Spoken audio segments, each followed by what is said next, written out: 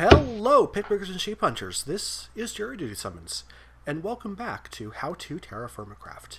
In this episode, we're going to take a look at making your first plans, how to make a scribing table, and making your very first metal tools. And today, that's what we're going to do. Now I'm rambling. All right, anyway. In order to move forward, the very first thing we want to do is we're going to make ourselves a scribing table. You're going to need a feather, you're going to need some paper, and you're going to need a crafting bench. What am I doing here? Where's my crafting bench? There it is. Feather at the top, paper in the middle, and then wood all around the bottom. Let's see if I can get this done. There we go. So scribing table. Easy as pie. And so I'm going to stick that right there. Sounds good. So this gives you this interface. In order to use it, you're going to need something else. You need ink sacs, which are found by Squid. Each ink sac gives you some markings. And we're going to make a whole stack of it. You don't necessarily need that many. So here we go. Each plan has its own kind of recipe. This is like napping in reverse almost. It's pretty easy. So we also need to put paper up here in the paper slot. Okay. This plan I did right there, this is the plan for the pickaxe head. And we'll do one more at this point. This is the Prospectors Pick head.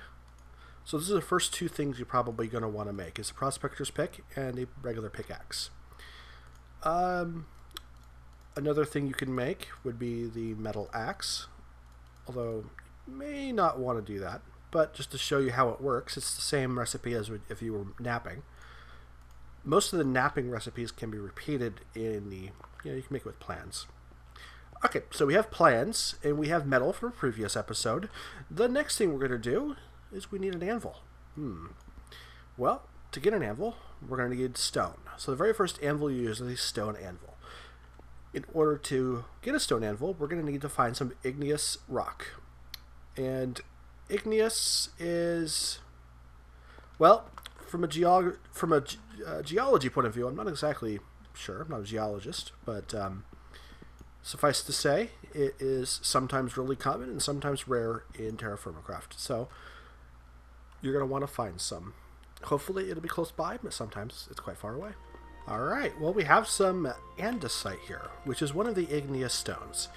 One way you can tell whether something is acceptable stone or not is if you right-click with a hammer, and it does that, and it gives you an interface. That is the Anvil Interface, so that tells you that it works to making an anvil. Let me show you how to make a hammer here. So we're going to nap it like normal. I don't know why I put two stones on there, but that's okay. And we're going to make this shape. Right there. So that is the hammerhead. Easy as pie. There we go. So anyway, what we want to do here is we're going to need to get one of these blocks out to take it back home. If you're fortunate, you'll be close to you'll be close to one of these deposits when you create the world, but it's not guaranteed. And if you are close, it's pretty easy just to make a fire out here and do all your smelting, make a little house or whatever around it. But in this case, I am quite far away, so I want to bring one back. Let me show you guys how to do that. It's pretty easy. I found this one, which is just kind of an outcropping here. An outcropping like this is very useful because it lets you get one of these out without digging too much. How do we break stone without actually having a pick? The hard way. This is going to take a while.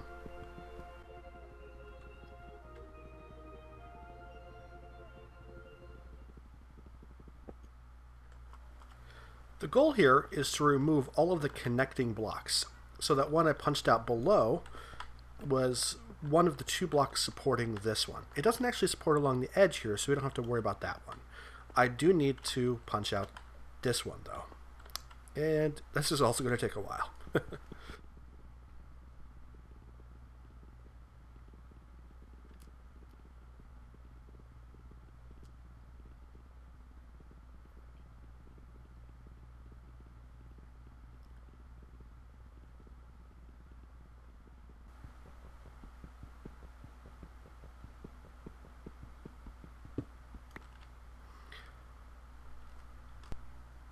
Okay, you saw it pop off there. So when it had no more support, it popped off and it became an item that you can pick up.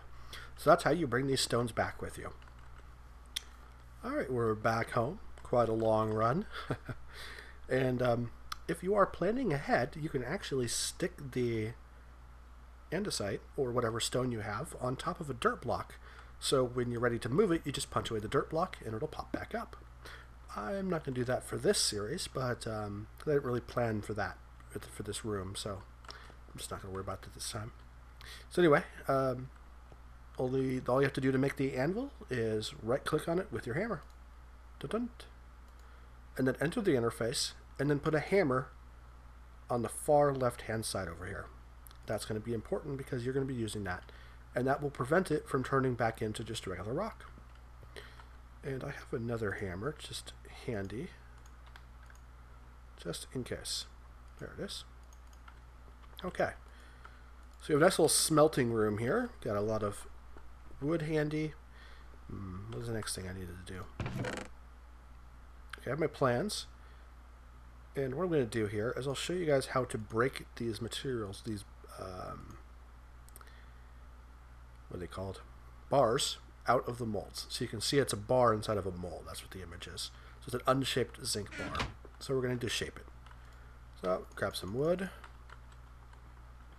We're going to do one fire at a time here. I'm going to load it with a lot of extra wood here because it's probably going to need a lot. Each type of metal has a different temperature at which it's workable at. I'll let that get warm. Before you start working with the metal, always a good idea to have a ceramic mold at the bottom, just in case you overheat it and it melts. Okay, so it's warming up quite nicely. The oak is pretty hot. So you see the temperature. It can be hotter. Not really open as much as it should be, but that's okay. It's hot enough for our purposes here. I believe for tin, we want very hot. Can't remember offhand. Maybe I might accidentally melt it. So we're going to try it at 1 star, or actually just at very hot when it gets there, which is right now. Now. Okay, there we go. And we're going to enter into the interface of the anvil. We're going to put the bar by itself up there, and then we're going to start using these here. What we want to do is we want to move that green notch at the bottom to the center of this kind of red Batman-shaped thingamajig, upside-down Batman. And so the bends move it to the right, and the hits move it to the left. So the red ones move it to the left, green move it to the right. So we need to hit it. So the way to finish it is going to be listed on the far right here. So the rules, we need to be hit. The last 3 things we do with need to be hits. So let's do that. 1, 2, 3. Tink, and we're done.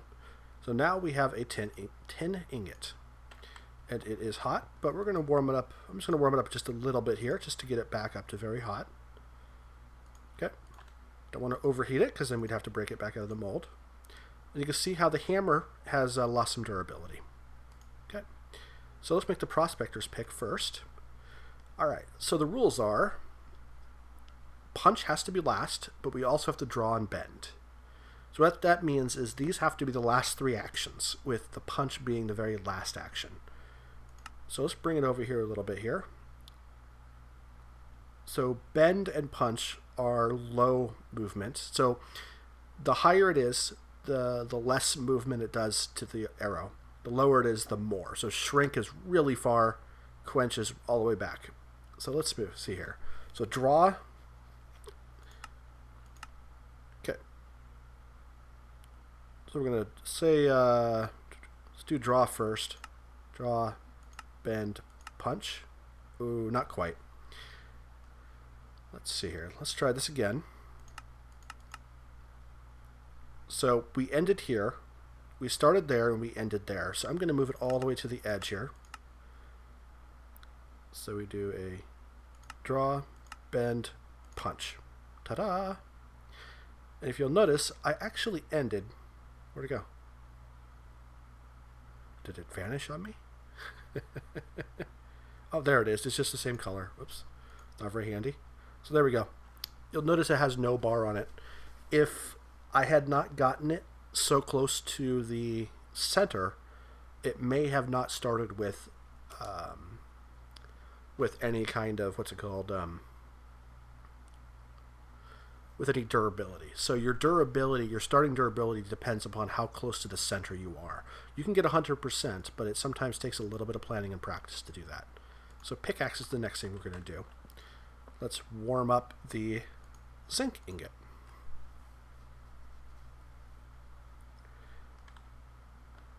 Oh, we're running out of wood, so let's add some more wood in here. And while we're doing that, we're going to make the Prospectors Pick. So there we go. It's nearly hot.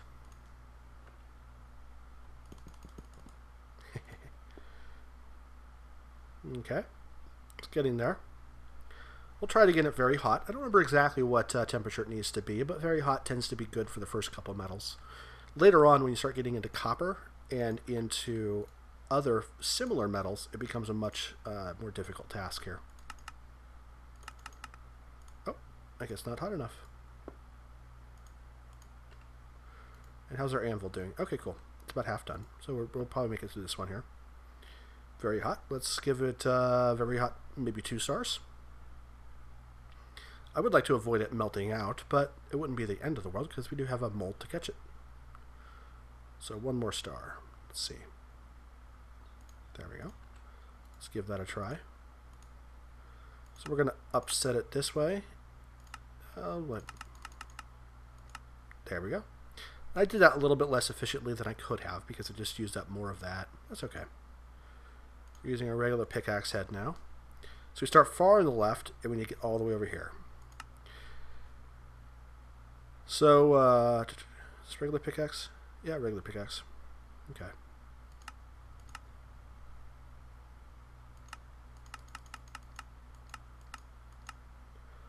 Okay.